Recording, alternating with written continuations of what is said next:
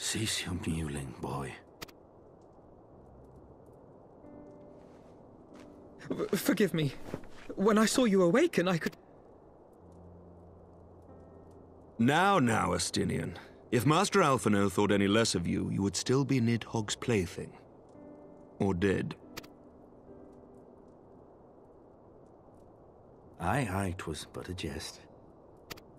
I thank you, Alphino. And you too, Warrior of Light.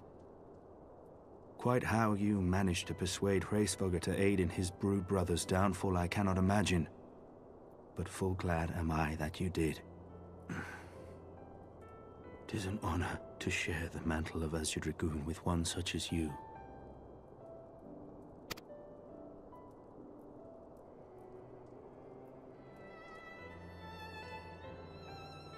I, for my part, owe you an apology.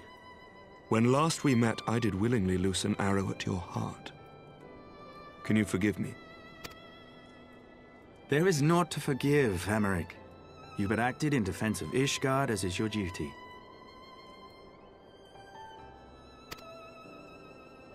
Were you any less single-minded about it, I would not follow you into battle, nor trust you at my back. Besides, I had come to the selfsame conclusion, that I would have to perish for Nidhogg to be stopped. So let us dispense with the hand-wringing. I have heard enough mewling for one day. Oh!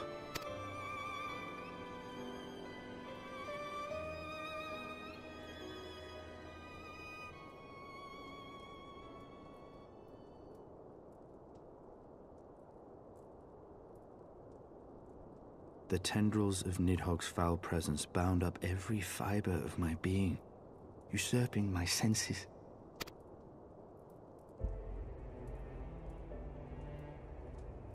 The worm's mind was as a vast and tumultuous sea.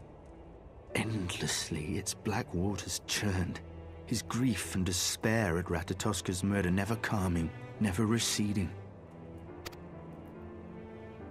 It was the very image of my own heart. There I saw the dark reflection of the hatred I felt after Nidhogg slew my family. When no path...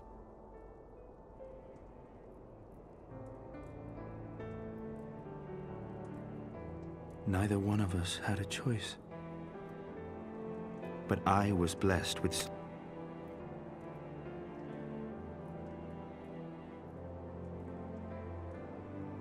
Had I not had them to gainsay my obsession, it would surely have consumed me as Nidhogg's did him, and we would have been in all respects alike.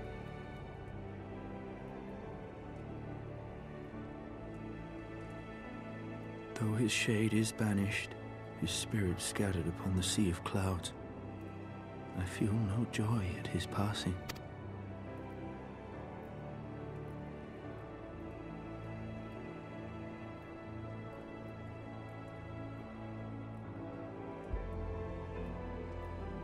Lord Commander, my hunt is at an end.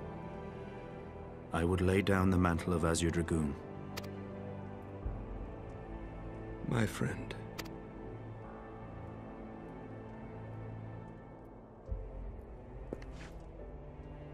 He has tired himself with too many words. I doubt not that he will make a full recovery, but he must be allowed some...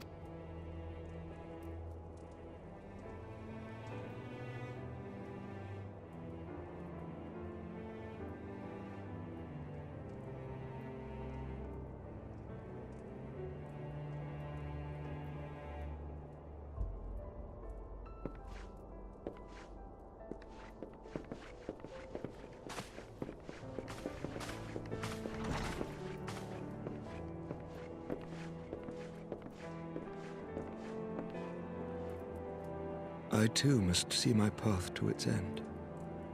Sleep well, my friend.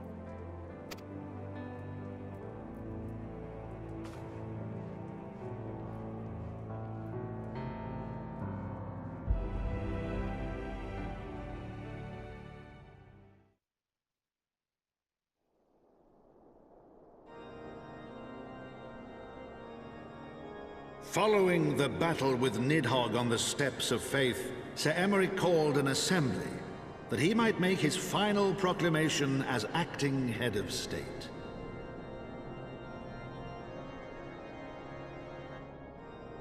'Twas there, with one decree, that the 1,000-year rule of the archbishops was ended, paving the way for a new republic. The governance of Ishgard would now be placed in the hands of high and lowborn alike, their ranks represented by the newly founded House of Lords and House of Commons. Church was separated from state. The foundation for change had been carefully laid, and the reforms proposed by Ishgard's new government passed into law without incident. His duty done, Emeric de Burrell gladly stepped down from the Archbishop's dais, only to be raised unto the highest seat in the House of Lords.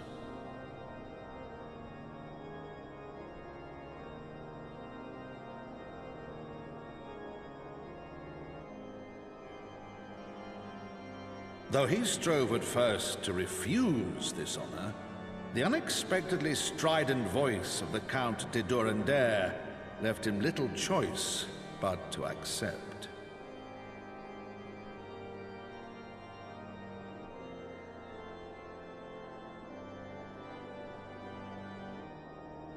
And so it was that the winds of gentle revolution came to stir.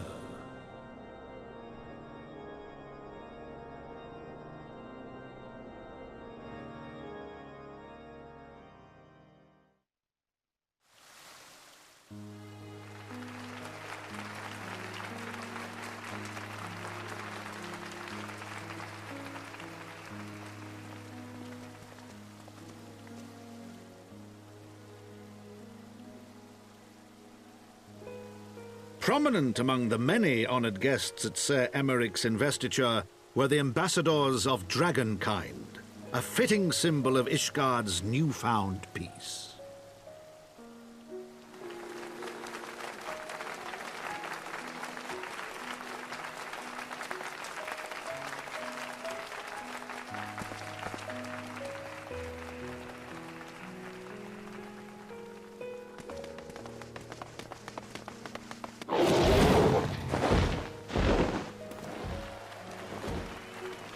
The people looked on in awe as he soared through the heavens on Dragonback. And by their cheers did they hail him an Azure Dragoon for a new age.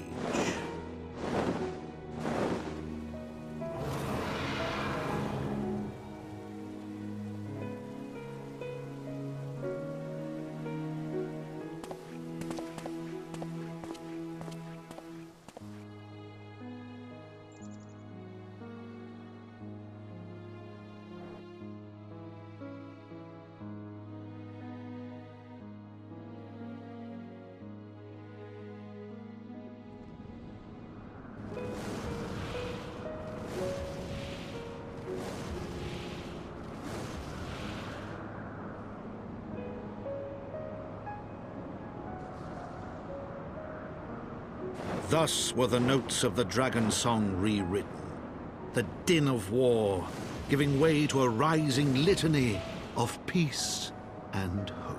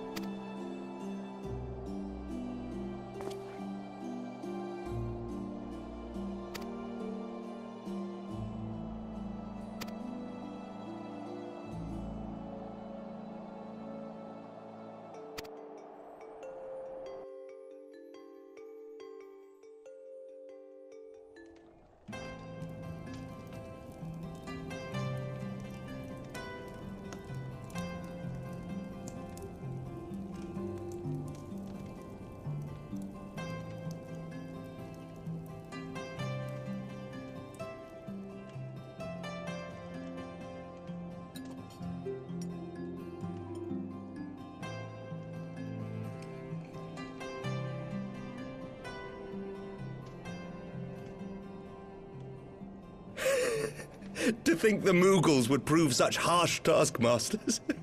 Forgive me. I did not know you had suffered so in your quest for the Horn.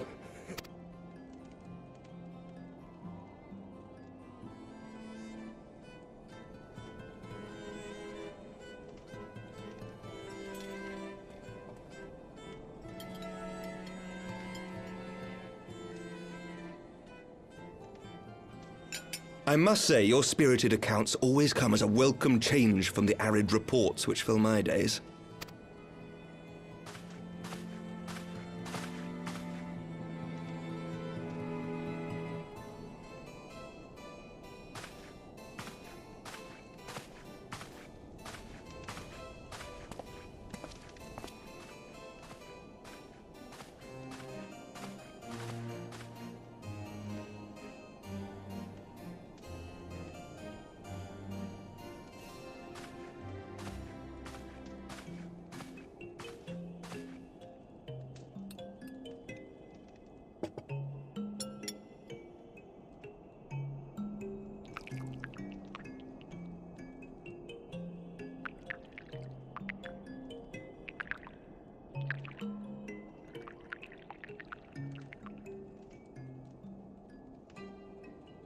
Though I have lived in these lands my entire life, to hear you speak of them, there is much and more I have yet to see.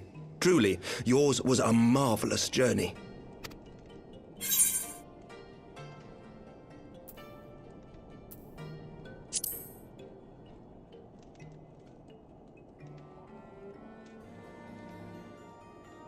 Nor would I presume to imply otherwise. Neither I nor any man alive can truly understand what you have endured, and I cannot say with any confidence that I would have acquitted myself as well under the circumstances, much less grown stronger for it.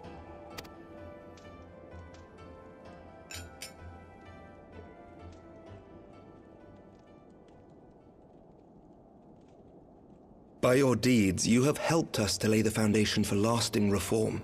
The formation of the Republic is but the beginning, for it is not only our system of governance which must needs change. We, the people, must learn to let go of our hatreds and rise above our bloody past. I only pray that I live long enough to see us achieve some measure of success, that I might know the lost did not die in vain. I can still see you there on the steps of faith, striding fearlessly towards the worm. If you could do that, who are we to balk at the challenges ahead?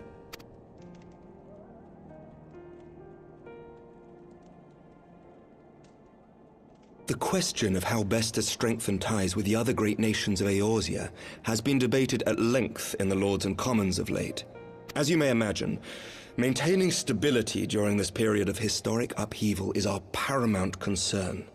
Nevertheless, we are greatly indebted to the Alliance for their support during the Grand Melee, and it would be remiss of us not to repay their faith in kind. Of course, we owe you the greatest debt of all, and it is my hope that in extending our support to you and the Scions, we might also express our gratitude to our neighbors, nay, our fellow Eorzeans, whom we pray you will continue to protect. The Lords and Commons agree on very little, but not a soul in either house begrudges your order this offer of patronage. For all you have done and will do, we thank you.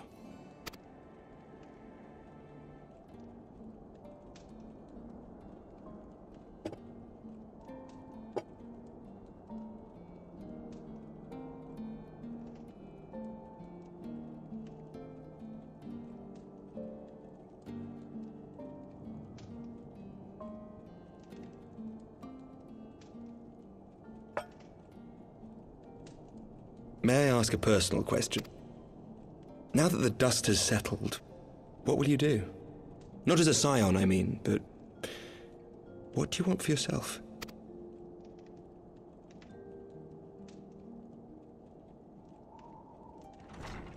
Lord Commander, pray forgive the interruption. News from House Forton? An urgent message for the Warrior of Light. I was instructed to deliver it without delay. Master Thancred returned to the manor a short time ago, bearing an injured maiden. Master Leveilleur and Mistress Tataru are tending to her wounds, but they like not her chances. Respectfully, my lord, they have requested the Warrior of Light's immediate presence. You must go to them, my friend, and I shall go with you.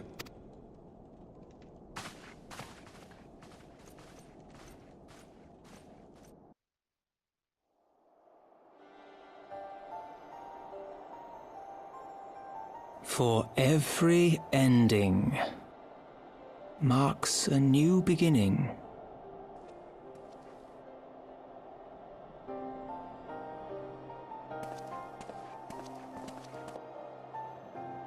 From tragedy and sacrifice, we rise to greet a new dawn, as did he.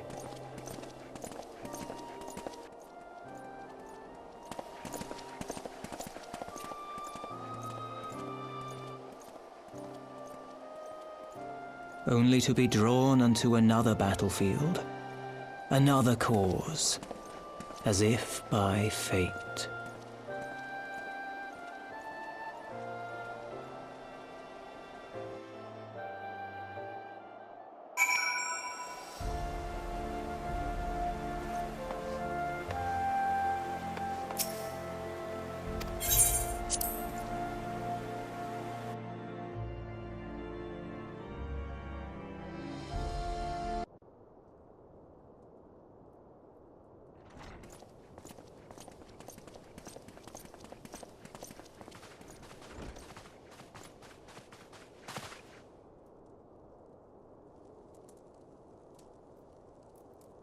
Yes.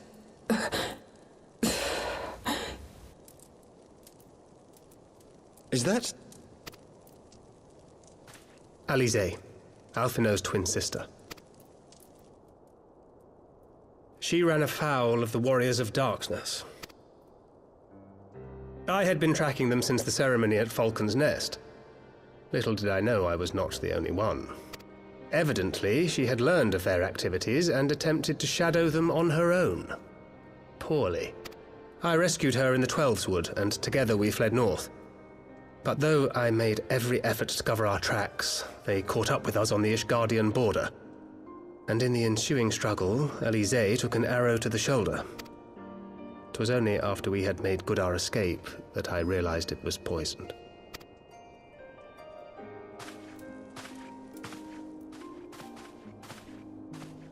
Thank you for coming so quickly. And you, Sir Emmerich. Think nothing of it. How is she? We have done all we can for now. Although the immediate danger has passed, the poison yet lingers in her blood.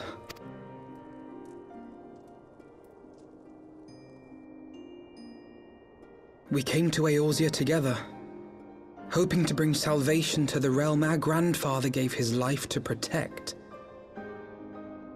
But when confronted with the bitter realities of its politics and its petty powermongers, she was driven to anger and to doubt.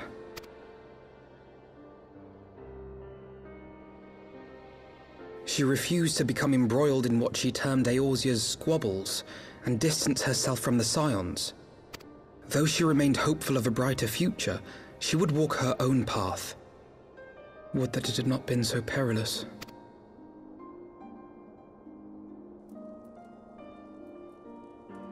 For all our differences, she's as dedicated as any Scion to the salvation of Eorzea. But more than that, she is my sister. To be reunited with her, only to lose her forever. Gods. Take heart, Master Alphinaud. She will be attended by our most skilled chirurgeons.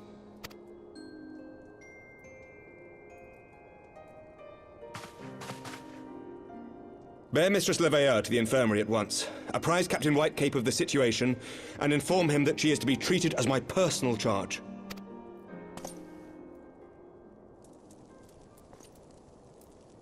Wait, don't go.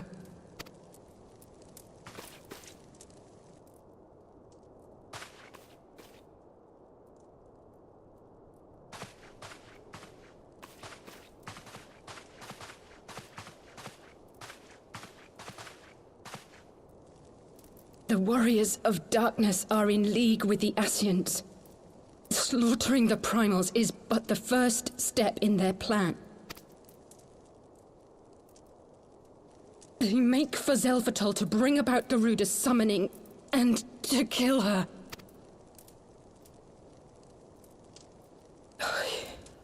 You must stop them.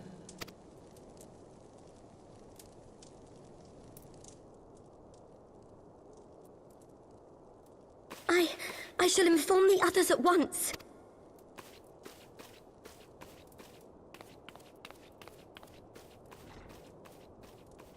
Master Thancred, I would ask that you accompany Mistress Levea to the infirmary. Your knowledge of her injuries may well prove useful in determining her treatment. Of course.